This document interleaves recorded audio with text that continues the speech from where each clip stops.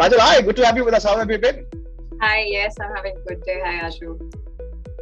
Kajal, it's a pleasure to have you with us. This is a session that I've been looking forward to. For an economy which is, which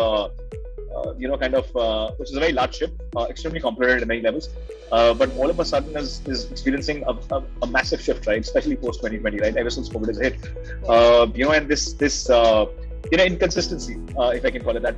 I think everybody's trying to sort of, manage operational efficiency in many ways, right? And I think that just opens up an opportunity for very new kind of models, right? Where organizations going forward will engage with workforces, right? A lot of this is going to get democratized in many levels, right? And that makes the opportunity for players like yourself just so much more phenomenal, right? At Pickmywork, you are really enabling businesses, large, small, early stage startups, right, to get talent, solving for them, and making it far more efficient, right? So that all of that put together makes it a very exciting conversation, in the making. But before we do that, Kajal, I'd love you to give us a little bit of a background for all the good work that you've done, your experience, education, before we dive into the Pickmywork conversation.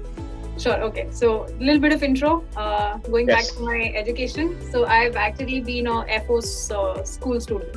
My father was in the Air Force. So for about 6 years, I've, been in that kind of disciplined environment. But in the Air Force actually comes the opportunity to meet a lot of people, see a lot of cultures, because it's almost shifting every 3 years. Sure. So I think that has really shaped me as a person. The fact that I can, in 3 years, I can look at moving. I feel that it makes me a little more agile. Right. And right after my school, I actually got into an IT Kurukshetra. My AIEEE went decently well. And very interesting stint there. Of course, talking about the ratios, we used to have 10:1 women ratio. I really hope it's going now. Right. And, during that time, the world was recovering from a crash. So, like a lot of people who end up actually, in electronics, because their parents are telling that software ka pata nahi kya hoga. Electronics is a green branch. I took electronics, but my heart was in software. So eventually, after completing my, graduation, I went back to software engineering, took a job in Samsung, and that job was really great. I loved coding, and I did not just get the chance to, code. I got a chance to show it to the upper management as well, because my team said I used to present well. So at that point of time, I just started learning a little bit about marketing and sales, and just a half a year into Samsung, I found marketing sales extremely interesting. So I thought, okay, let's give CAT, because that's how you can delve deeper into marketing.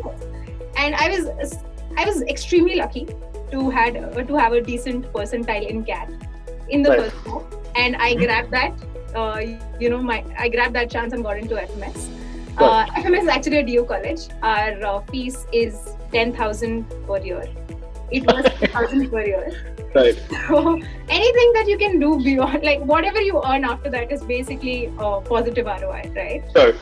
It also gives you the chance to experiment more, because I didn't have a loan on my head, right? So though after FMS, I joined Club Mahindra. Right. And for 2 years, I managed sales over there, and overachieved my numbers. I was actually in charge of millions of dollars of sale in the company, and I achieved my numbers. Things were going extremely well, but I started discussing a startup idea with a batchmate of mine from FMS. Right. And that is when I realized that, while I'm giving 6 days or 7 days a week to this organization, what if I give all of that to my own company and to a vision that I really believe in, and make changes. So that's when Reculta started, and 3 years into Reculta, we pivoted to Pickmywork, which is what we will majorly be talking about. Reculta was actually a campus placement software. We sold it really well in tier 1 and tier 2 institutions, but when you start to scale up, as a founder, if you're not able to scale up something, you realize that the amount of change that you can create is only this much. While you're looking to create a huge change in the world. Absolutely. Right? And that's we started talking to a lot of students from tier 3, tier 4 institutions who did not have access to campus placements. And we realized that, they're not really looking at something worth 30,000-40,000 rupees in tier 1 city. Right. They're just looking at a 15 to 20K job in their own city. Yeah. And that's when I realized, that's when we all sat together. We had last drinks with respect to Reculta. We thought we were closing down.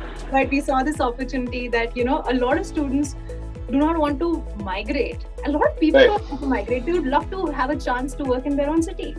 Right. And then began the transition in 2019 from Reculta to Pickmywork with the existing. Interesting. And now it's been almost 3 years, and we are doing pretty well with Pickmywork. We are creating a change every day, I feel. And Pickmywork is basically an opportunity for people to earn money in their own city by working part-time. We have a lot of projects available on the app. Right. You just join, start working, and start earning. We pay them weekly. And they're very happy about the fact that they get weekly pay. So I mean, it's been 3 COVID waves since then, 2 major lockdowns.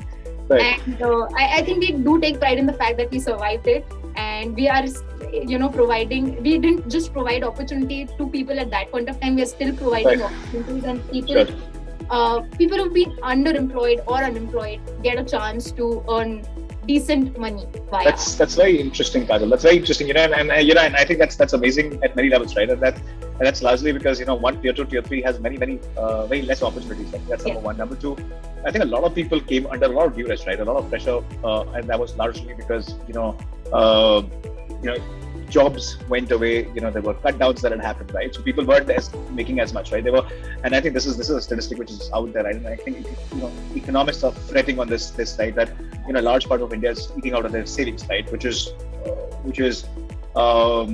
very detrimental to the overall growth numbers that we look at, right? And look to achieve over a period of time. And I think that's essentially what you possibly solving for, right? Giving them that alternate possibility of filling in that gap becomes so much more important in the overall scheme of things, right? Kajal, what I'd love to understand is with Pickmywork, right? What's the construct now? When you talk of these opportunities, when you're talking about, so there are 2 stakeholders, key stakeholders in the process, right? There are businesses that could offer the opportunity, and then on the other side there's this workforce as well, right? What is the construct, and what are the kind of opportunities that you're making available for this workforce, and how efficient is this, right? What is the kind of impact at an ROI level that you've been able to get? I'd love to understand that. Sure. So I'll first get into what we do. I'll give you an example. Let's assume companies like Swiggy and Zomato, they want to expand to a city. Sure. One way to do it is you hire people in that city, onboard all the restaurants in 3 months, and then fire those people and move out. However, this has its disadvantages. The fact that hiring takes a lot of time. So for doing that 3 months of work, you're going to be hiring for another 3 to 4 months. So your ETA for getting that city live has already increased by those 3 to 4 months. And once you fire people in that city, it becomes news, and the brand reputation goes for a toss.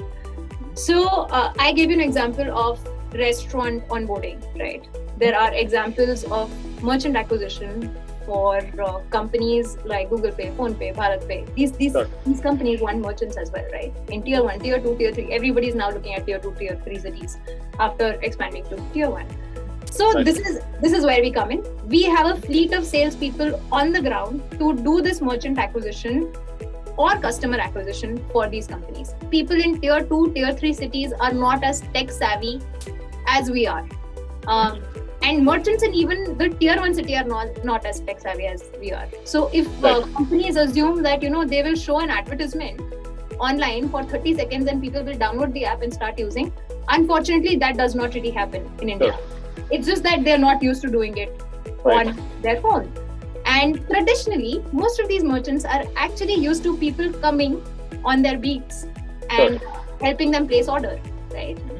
For the next 1 week, for the next 1 month, for the grocery. So these people have valued personal relationships over a long period of time. They'll not just switch to app and start working just because you showed an ad. It takes a lot of time, right? So this is where we come in. We are the bridge between the company and the merchant. We are taking the merchants online. That is what we do. And all of this is happening via the sales fleet, which is on Pickmywork, right? Interesting. Yes. So initially we started with merchant acquisition. Now we're doing customer acquisition as well. Interesting. When I tell my friend that, I have downloaded the app, why don't you download too? And this fintech product is great. So we're majorly working for fintech companies. So because they are on a rise, they have a lot of money, they need to acquire quality customers with that money, and we do it for them. So very interesting. Now, Kajal, a slightly, I want to understand, the landscape of this market, right? Now, when you look at fintech, right, there are parts of fintech where you definitely need this integration, right? Where you need KYC, for example, to happen, right? You need physical visits to happen, you need audits to happen, right? And there, for example, such opportunities make a lot of sense, right?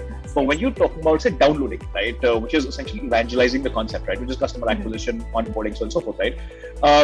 Now, I've had the opportunity of talking to many founders who come from a tier 2, who operated in a tier 2, tier 3 market. A large part of these players, we continue to underestimate, selling in urban markets, we continue to underestimate, the possibility and the power of understanding that a lot of these, businesses, entrepreneurs, merchants, consumers at large have in tier 2, tier 3, right?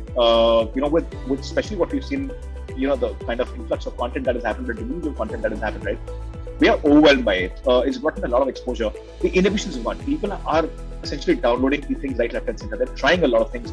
I think that entire effort that was required in a pre-COVID era to onboard a customer has changed completely. When you say what you say, I want to understand the larger landscape of possibilities. How big is this market that we're talking about? That's number one. Number two, a subset of this question is that when you're talking of tier 2, tier 3, right, these are much smaller markets with much limited number of vendors, who in a way are very comfortable in the position that they are in. They don't necessarily need to switch out of that comfort, right? The aspiration elements are very limited, which essentially they don't necessarily require that speed either, which is essentially what, say, for example, or a lot of efficiency that a lot of new businesses that you possibly represent in those markets bring in.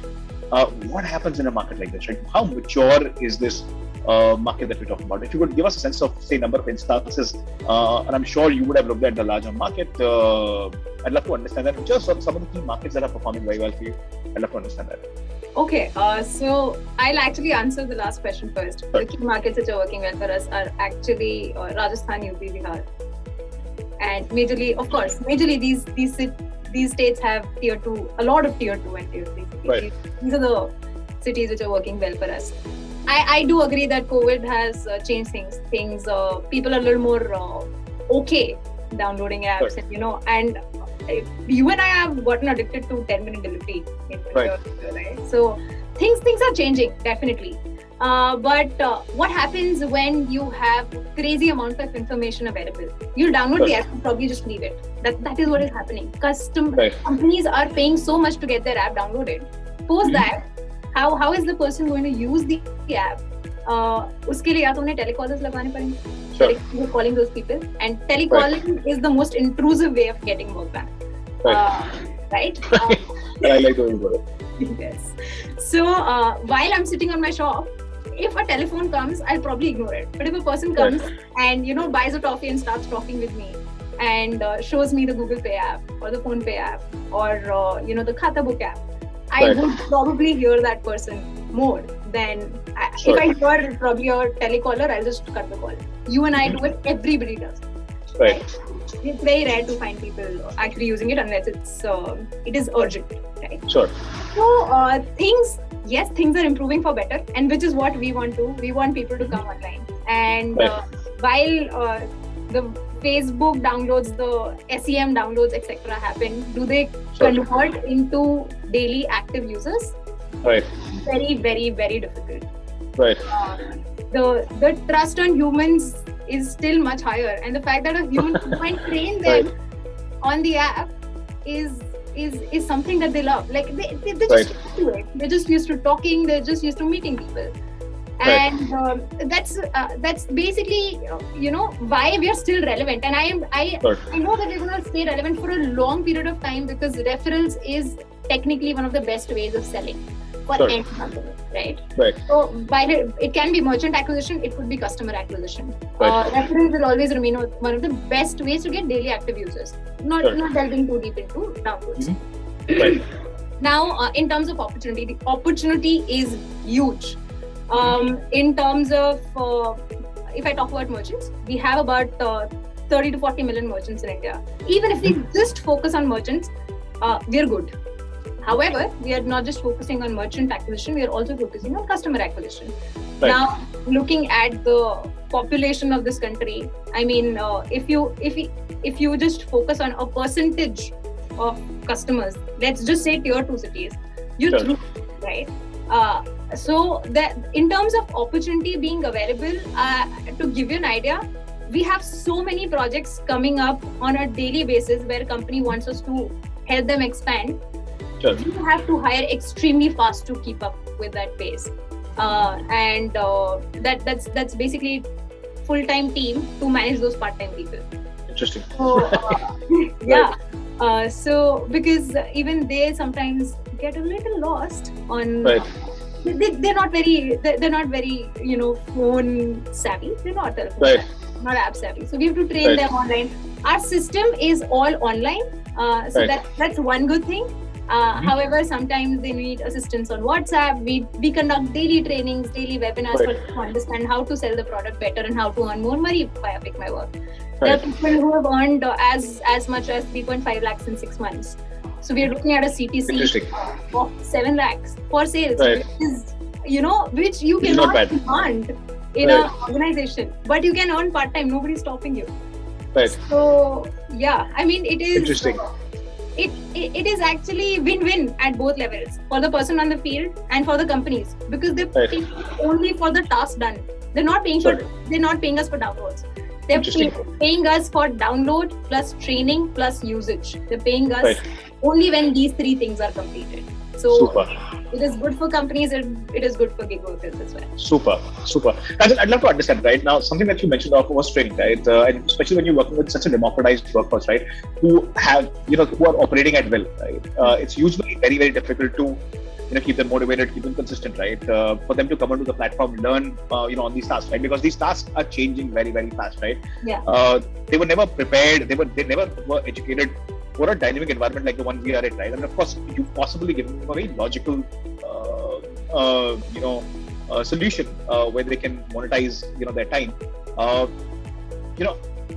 I still believe, when you talk about tier 2 and tier 3, right? While we, when you talk of influence of content, right, their ability to understand content, and something that in LMS you're doing is possibly through a structured content that you're giving them around the task. We absorb entertainment-driven content much faster, right? But when it comes to very specific content where there are key deliverables, there is a checklist, so on and so forth, right? That needs to be done, which possibly is your part of your KRA with the client that you represent in the market. It's usually very, very difficult. What has been the efficiency on that level, right? What are the kind of error rates, for example? I'd love to understand that.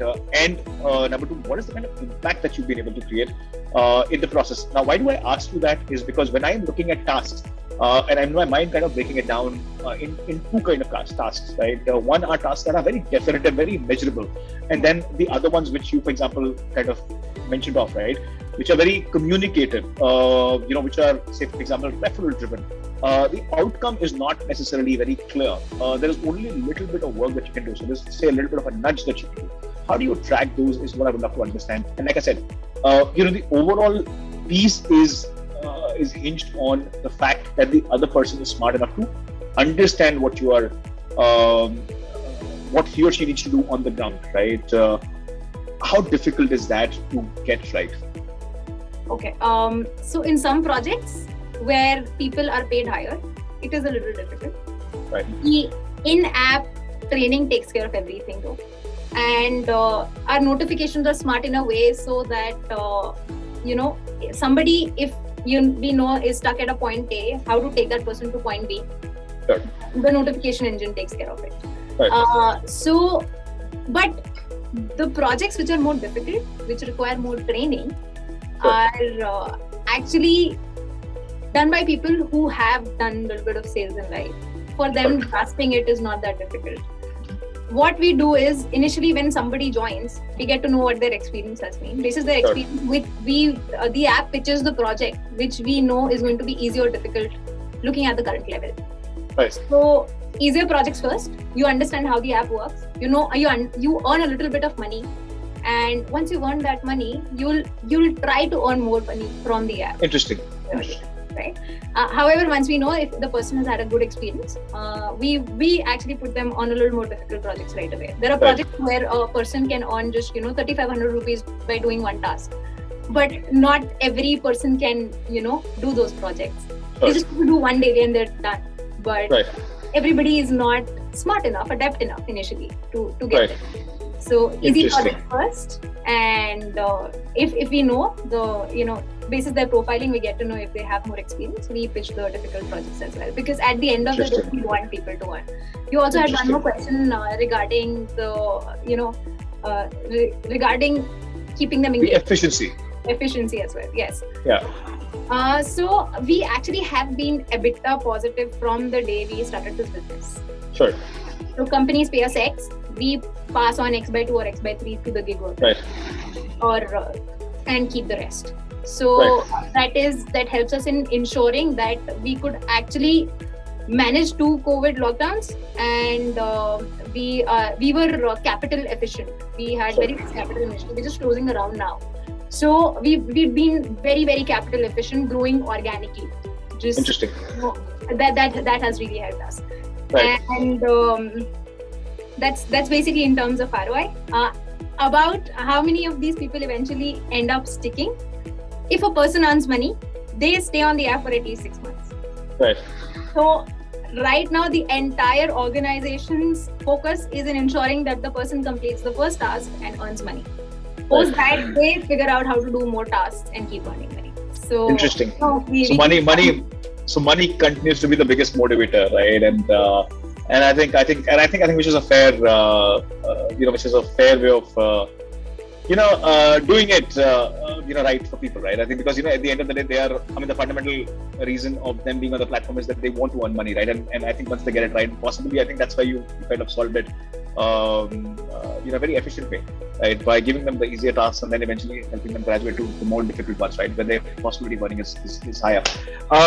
Now, before I move into competition, right? And I would love to understand more on competition, because on the gig side of things, there is a lot of stuff which is happening. There are a couple of people who are competing within the same space as you are. But before I do that, what I would also want to understand, Kajal, is that India is a market which is very diverse, right? We have a lot of complexity of dialect, we have a complexity of language, a lot of tendencies, right? These are some very, very serious challenges. Now, some of the markets that you kind of mentioned, which you're doing phenomenally well, right? Which is say Rajasthan, parts of Rajasthan, parts of UP, parts of Bihar, are essentially up north Hindi-speaking heartlands, right? What happens to your growth when you start expanding into other regions, other parts of the country, where the tendencies are very, very different? They're not, how, for example, the trainings happen in that case. How do you factor in those regional nuances, in the entire scale plan that you have? I'd love to understand that. Sure. So, of course, when we made the app for Bharat and not for India. So, the app could from the beginning support multiple languages. So, be it South or North, most of the languages, it's in English, Hindi, Malayali, Kannada, Telugu, and Tamil. So all these languages are there. There are projects which we only take up when we are sure that we have a person representing one of the states which are not Hindi speaking. Otherwise, we don't take up projects. Also, we like to pilot in cities which are Hindi speaking, because we have a few competitors who are working in the South. So what we feel is that it is better to have a good hold of few geographies first and then expand later. However, in case a client wants us to pilot or work only in a South city, we ensure that the content is delivered in that language. So one of the longest running project is actually available in 5 languages at this point. Interesting. And people can work from anywhere across India. So so like I said, our competitors are a little more focused on the South. We are focused on the North, which is Northwest. Actually, it gives us a lot of geography. So when we have to compete, of course, we can go down and we'll get there. But yeah. Interesting. Yeah, but I think. Please go ahead. Yeah, but we like the focus on North right now, and it is delivering value. When you have to fight the government, what happens in some of these states, the government actually pays you if you're not earning, right? Right. So that some people are just comfortable with that amount of money and they don't want to earn. Right. No, Kajal, recently I had some time back, right? I was had the opportunity to talk to a founder in the agri-tech space, right? Agri-fintech space, right? A very, very beautiful intersection of a great product that they're building, right? And to my surprise, I always used to wonder and question, right? When the budget comes out, the government gives out, these swaps, which are like $500 a month, right? Or 600 rupees a month. And, in my mind, I always used to question, what is that you can do, right? Till we spoke with the founder, what we realized in the process is that average cost of living in a village is just about between 12 and 15 rupees. And that just opens up a very different kind of how people think, right? How India is at across levels, right? So you're right in your assessments, right? And that's not just, say, for example, down south. I think that's something which is across the country, where this kind of support is provided, right, under a variety of schemes. And then that just brings in a very different kind of, like I said, right, lack of aspiration and willingness to really sort of go out. But I think up north has its own challenges, right? These regionalities, and there's a strong moat that can be created in the process, right? Kajal, what I want to understand is that, what's the spread and what's the mix of clients that you have, right? Are you working with large enterprises? Are you working with mid-sized enterprises? Or are these largely startups that have adopted onto what you're doing? I know for a fact when it comes to auditing, KYC, financial institutions have been doing exceptional work. Fintechs have been doing a lot of, they've been very agile in terms of, passing on this entire activity and cost in a gig format, right? I think there's a lot of standardization that also happens in the process. Would have to understand, what are the other areas that you're focusing on outside of some of this? Okay.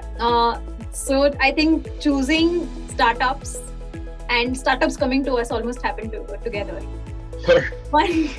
One great thing that happens when you are doing business with startups is that they take decisions as fast as you take decisions. Right. So things are agile, things move fast. Sure. Right. We take about a week to 14 days to sign up a startup client. Right. Let's say I would want to work for a bank, right? We were actually talking to a bank, and right. We've been talking to them for the last 4 months. Mm-hmm. They are extremely interested, but the process are so slow. Sure.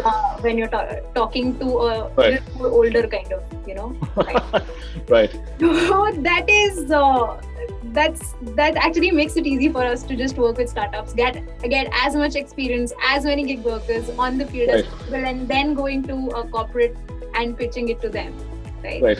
So we are working with unicorns, we're working with soonicorns. We have worked with startups which joined us when they were in seed stage, and now they've raised their Series B with the expansion that we've done for them. So, from starting off when they were sort of like babies and now to that, it's slightly mature companies. Yes. It's actually when you feel very content while you're doing this, providing this work opportunity to millions across India, and you feel a different kind of contentment when you are able to help a startup scale too. As an entrepreneur, it is a sense of win. Interesting. So maybe startup. Super. Kajal, I think competition is something that we should talk about. We must talk about, right? Because competition is something in this space, in the gig economy space, right? I think it's coming from all across. We're seeing this in for example, the delivery space, right? And there are solutions specifically been carved out for that business, right? A lot of people have opened up their inlets, but a lot of such individuals who are looking for opportunities can now kind of swing in, right? And then continue to earn, right? There is heads up competition in the space that you are in, right? Where players are offering exactly similar solutions, right? In the process, there are players down south, there are players up north. There is a lot of creative action which is happening, right? And when I say creative action, that essentially means that there are platforms that have come up where a lot of, say for example, designers and architects and a bunch of other people, right, can actually come in and take up a lot of these opportunities, right? So this is a space. Essentially, what I'm coming to is that this is a space which is getting dissected in a variety of ways. There are a variety of solutions that are coming in. There are certain very horizontal solutions that are coming in, possibly like yourself, and then there are, of course, verticalized solutions that are coming in, right, which require certain super specialization of sorts. Now, this is not clearly a winner-takes-all market, right, which is a very expected tendency from a VC ecosystem standpoint, right? You essentially look at a possibility where you can own it all, everybody's eating out of your hand, right? And you're thick in that entire process. What's your sense of it? How is it that you see all of what is happening in competition? Because the differentiation is very, very limited when it comes to the activity, the outcome. It becomes a pricing game, which makes it very uncomfortable for me because in a B2B environment, my profitability is going to be a function of how much do I squeeze out of you. Eventually, I will get to, as there are more and more players. Right? What are the modes in the process? Would love to understand that. Okay, so I'll answer the bit about competition first. Sure. So being a founder for 5 years, you become extremely comfortable with competition, right? Like initially, when it's your first year, you're a little jittery, you're worried that I have a competitor who can take away my clients, etc. But as you mature, you realize that it is best for the market at the end of the day. If our competition, everybody is doing well, the entire, of course, a lot of people get, they're not underemployed or unemployed anymore. Like it's a win for India in general, but a win for the entire industry as well. VCs look at that. VCs have a keen interest if everybody starts doing well, right?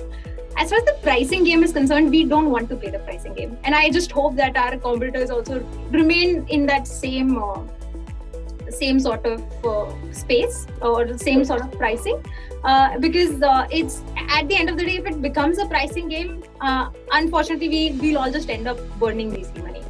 So we don't pay that 10 rupee extra. If we know that if a project is available on a competitor's app as well, if they know it is available on our app, they pay the same. If we know it's on the competitor app, we pay the same. So not at all going into pricing, pricing games or pricing fights, pricing war, not interested. And it is in general good for the entire field, right? As far as when we tell clients that you're paying them higher and paying us lower, they increase our payout. Right.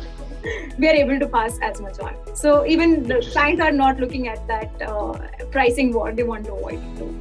So it can happen, of course, and when it does, we will be prepared for it. It also means that more VC money will flow in the entire space, and some of it will come to us too, and we'll be able to pay the war. So right now, absolutely comfortable with competition. Glad that this competition, it helps you become better. And if it gets dirty, then I think we all will be playing that dirty. But Kajal, my question is, what becomes the differentiator in a case like this, right? Because like I said, right, the outcome continues to be the same. The only differentiator in a services environment, right, or if you're a platform where you're doing that, becomes either you get into a duopoly sort of a phase, right? Where just got 2 or 3 players, essentially what we're seeing in the food delivery space, right? Even there, for example, many other models are now coming up, right? And businesses are suffering because they continue to question a large outpay that happens for just somebody who's enabling discovery of a transaction, right? And that is making the fundamental businesses breathe, right? What happens? What becomes the moat in your case, right? What becomes the differentiator is what I want to understand, right? Eventually, there is no other choice but for it to become a pricing game, right? Eventually, everybody will end up burning a lot more by incentivizing people on the platform, right? And that could possibly be coming out of their own pockets, is how I see it. So from what you started as a vantage point of being, say, EBITDA positive and being profitable in those kind of things, a lot of that goes for a toss in the longer run, right? Your differentiator becomes, or your defensibility becomes more money in the bank, right? Right, that comes with answerability. Eventually, everything moves to me, right? You will have to get to that point where there is profitability in sight. That is a huge and a complicated problem, right? How do you see that? I'd love to understand the differentiators that you're trying to create in the process. I understand, there is a certain relationship that you build with your clients. There's a certain thickness that you have with the clients. Clients are not going to move out because of all the comfort that you give them. But, this is something, beyond the point a business grows into being a larger institution, right? Which is lesser of the individual and the face of the individual, more on its own credibility and systems that you build in the process. Love to understand the differential. Okay. Since you talked about different types of gigs, our focus has from the beginning been sales gigs. And sales is the lifeline for every company. So we chose a space where people find it difficult to say no to us. When we come and tell them that we'll get your customer using your app, it is extremely difficult for them to say no. So that is one major thing that we got right while we were looking at the entire space of gigs in India. There was delivery, there was writing, there was so much happening at that point of time. We chose the space which we felt is going to deliver value, and we felt that it's going to be difficult for them to say no to us. So that is one differentiator. There are, of course, there'll be competition coming. There is no direct competition as such which has survived. They have either they've either been acquired or they've stopped working. So when we started this, and because we knew that this is sales, right? It began from on the ground for us. Right. We knew how to do it, and we know how to pass it on. Right. So that's why we are still in the business, and we're still growing, because we chose something we knew was going to work, and we made it work ourselves on the ground first, and then passing that on in the team as well. So while all of this sounds not really like a moat, but this is a differentiator. The fact that you have been on field and you are always ready to go on the field, it is always a differentiator. It is basically leading from the top, and everybody in the organization goes on the field and does it. Goes on the field, works on the field, understands what people are doing, or we actually discuss this with a lot of investors, that in case you want to do due diligence on a company, we are the right people, because we know what the shopkeepers, what the customers want. Sometimes when we listen to, there are some really early stage companies that come to us and say that please acquire customers for us. But we are iffy because we know that this may not be accepted. And of course it's difficult to say that to an entrepreneur, but yeah, it's a like you learn. You've been in the system for 3 years. You learn what is going to work, what is not going to work. It's complicated. It is complicated. One very big moat has been the transparency from the beginning. Right. And that is why what we're doing is basically what a lot of small agencies are doing across India. They just have 1 or 2 cities. We're doing it basically on a national level. So we are taking people away from those agencies, because agencies never provide transparency for the work being done by these people. Right from the point a person is on the app, they always know what is happening to the leads that they fill in. Do they get accepted? If those leads are accepted, they are going to get money in their wallet, and every Thursday they know that the payment is going to come what may. So the transparency, the trust, and being on field till now has been one major reason why people have stuck with us and why we are still where we are. So moat, of course, changes with time. If something else happens, we'll have to be agile and change too. Interesting. Yeah, I like how you mention of agencies, Kajal. I like how you mention of agencies, because agencies, they've not grown for a certain reason, right? I think at a design level, they've always cut for a staffing problem. Yes. And I think I find a logic there, right? Is that why should I absorb the business risk of any other business, right? Or a delivery risk of any other business, right? That could be, for example, when you talk of sales, right? I, as an agency, if I choose to be an agency, I am just happy providing people. The risk continues to be his or her own. People still get incentivized in the process, which is possibly where people are going to continue to turn in faster, right? And much longer. Because in an open environment, if, for example, they do not get the kind of success that they would want, eventually they will look for easier options. That just makes it so much more difficult for the platform to continue to keep them engaged, right? And that's a huge challenge in itself. And that's the reason agencies continue to do the way they do, right? But honestly, in a more connected economy, more digitalized economy, eventually I think task-based systems are something which is going to sustain and thrive as we go along. Kajal, towards the end of our conversation, what are the next 2.5 years like? Would love to understand. You're in an exciting space. There's a lot of convergence which is happening. What are the next 2.5 years like? Extremely exciting. Government is making a lot of changes with respect to how e-commerce is done in the country. Sure. So we are excited about it because we know somehow these shops will be digitized, and we will somehow be in the thick of everything. We know that. Right. So it's, in terms of numbers, we are looking at very ambitious numbers, with respect to delivering value to the companies, basically acquisitions or number of tasks on a daily basis. We want to grow 6 times in the next, 10 times in the next 6 months. So that is the kind of growth that we are looking at, and we are actually on the right growth path to get there. So we are, like I told you, we started with startups, and of course, sales is something that every corporate needs to. And in a couple of years, we are looking at having at least 2 to 3 very major corporate clients who will be working with us. Super. And we will be their on-field sales team. So startups, of course, will be our major. They basically are cash cow, and it's very weird when you say startups will be cash cow, but yes, startups will be cash cow. Which is incredible, right? I think you have to you've got to pick your fights, right? And I think you possibly pick the one which is the most agile. And I think as a growing business, that's essentially what you need, right? You want a responsive, audience. You want a responsible or a responsive promoter, responsive promoter, right? Who can act very quickly in the process, right? Because I think as a startup, you're in a resource-constrained environment.